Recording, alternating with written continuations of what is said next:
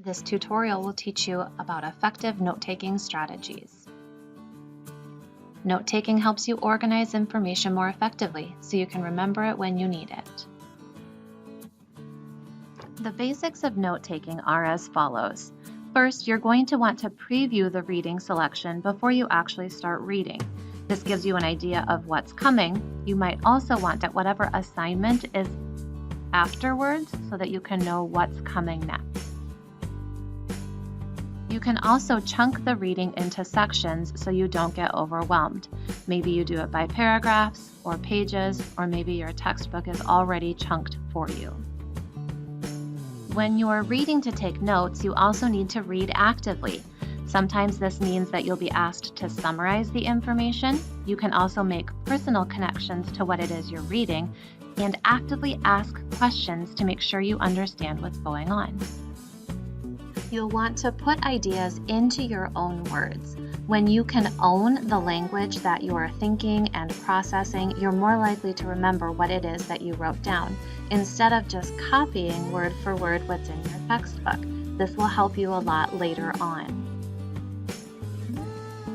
Finally, review your notes after you are done reading. Add any ideas that might be missing. Go back and reread information if you think you don't understand it well enough.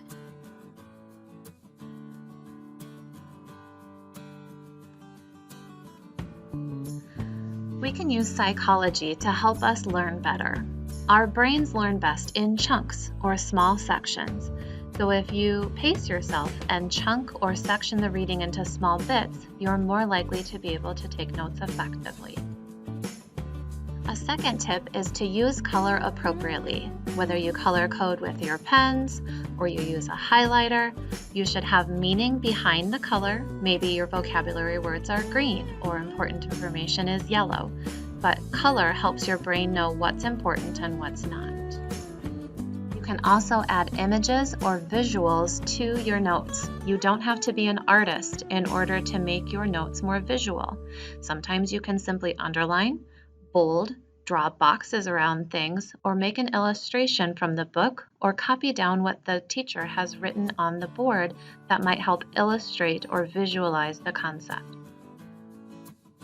You can also write faster if you use symbols and abbreviations. The slide after this is going to show you some of those common symbols and abbreviations that you can get used to using in order to write faster. Your brain also learns in lists. Use the space on the page. It's okay to use more paper if your brain is more likely to remember it. Instead of writing down a chunk of information into a paragraph, use a list from the top to the bottom of your paper.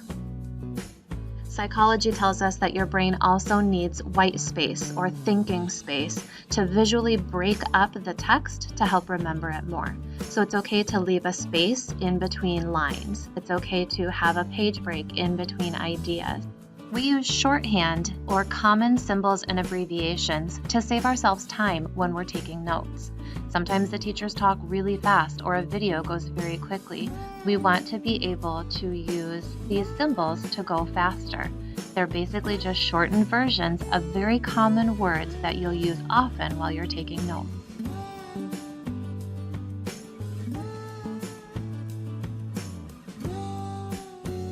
Common problems that many students do include the following: mindlessly copying words without really thinking, trying to write down everything from the text or what the teacher says, writing down nothing.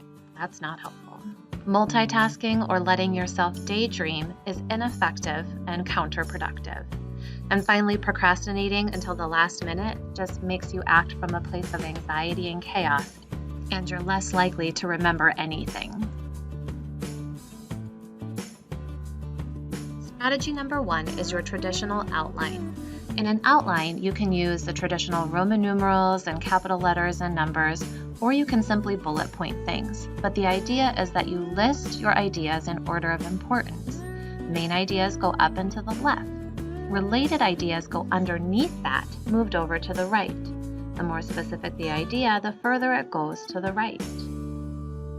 So for example here, the example on the left is using the Roman numerals, the example on the right uses bullet points, but you can still tell how the different ideas are separated by priority and by specificity. Whichever is more detailed, more specific, goes down and to the right.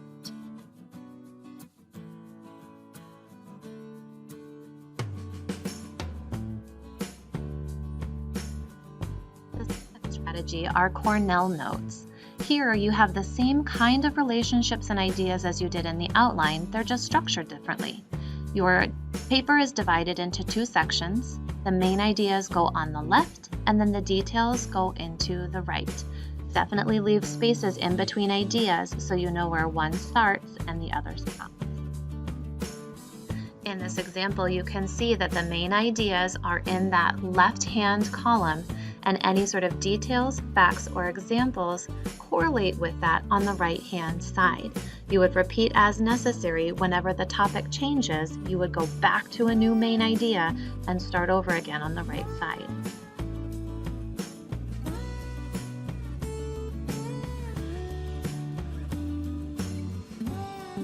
This third strategy is great for those of you who are very visual thinkers or pretty artistic. Mind maps include both words and images. They are non-linear, so they're not in chronological ordered lists like the other two were. They still show relationships between and among ideas. It's just that the main idea is central and the other details and subpoints radiate out from either side.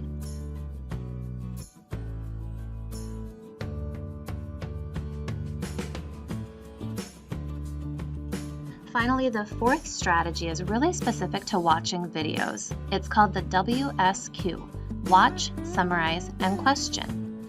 Watch the video actively. If you need a reminder of how to do this, please see one of the previous videos.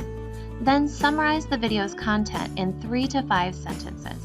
Be sure that you have the big ideas about the video, not just a detail you remember. Then finally, write 3 questions that you have about the content. Maybe it's something you didn't understand or a test question that you think might pop up. You can format this in a couple different ways. I like to have the summary on the left and then the questions written on the right.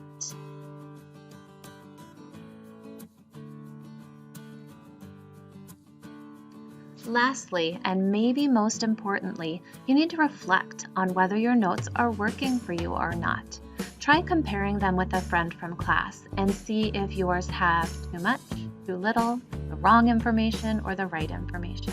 Are the notes taking you too long to accomplish what they're giving you as a result?